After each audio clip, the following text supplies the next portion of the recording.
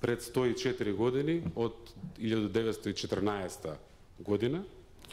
Претходно сакам да ви кажам дека јас немаше да бидам во оваа сала и немаше да си дозволам да ја потпишам спогодбата, доколку не ми беше мирна совеста. Знам дека направивме се што можевме, знам дека ова вреди, знам дека е поголема од мене сигурно, меѓутоа поголема од целата наша генерација политичари од политиката денес. Мислам дека најмалку што им должиме на нашите граѓани и на нивните деца, имајќи предвид каде сме, што се случува, е да создадеме шанса. Оваа шанса, мислам дека со оваа спогодба ја создаваме и чекор по чекор ќе дојдеме до тоа да се ги прашаме граѓаните на каде сакаат, ќе ги исправиме пред таа историска раскрсница. Исто така, сум многу среќен што ставаме точка, ќе има уште изјави, ќе има написи, меѓутоа ова прави една платформа која што во кратко време ќе ги затвори сите предизвици за тоа дали сме македонци и дали зборуваме македонски јазик.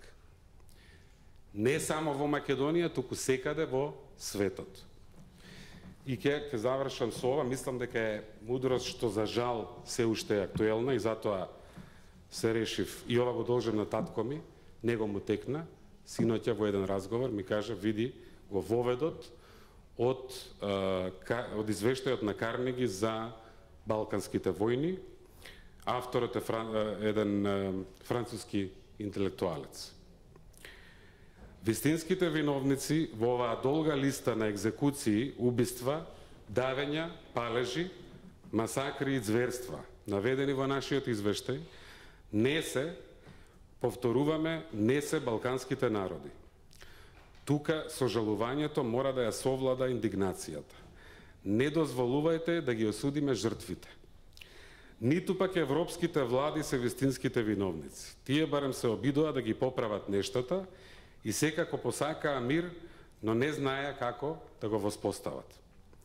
Вистинските виновници се оние кои го заведуваат јавното мислење и го злоупотребуваат незнаењето на луѓето за да шират вознемирувачки гласини и да звонат за тревога, потекнувајќи ја својата земја, а како последица на тоа и другите земји, кон непријателство.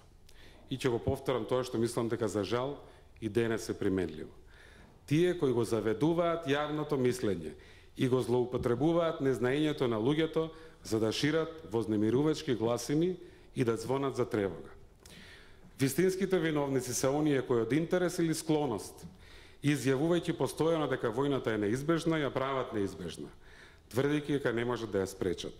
Вистинските виновници се оние кои го жртвуваат општиот интерес за својот личен, што толку малку го разбираат, и кои одржуваат во својата земја стерилна политика на конфликт и репресали. И овде ќе повторам 3-4 збора. Се оние кои го жртвуваат општиот интерес за својот личен и кои одржуваат во својата земја стерилна политика на конфликт. Всушност, нема спас, нема излез, ниту за малите, ни за големите држави, освен со обединување и помирување.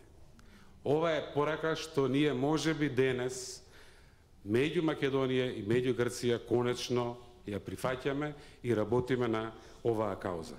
И најмалку што можеме да направиме е својот личен интерес и сите калкулации, особено за нашата политичка иднина, да ги вложиме за општиот интерес. А општиот интерес налага да ставиме точка на ова прашање и да ја свртиме страницата и да ја отвориме иднината на Република Македонија. Благодарам.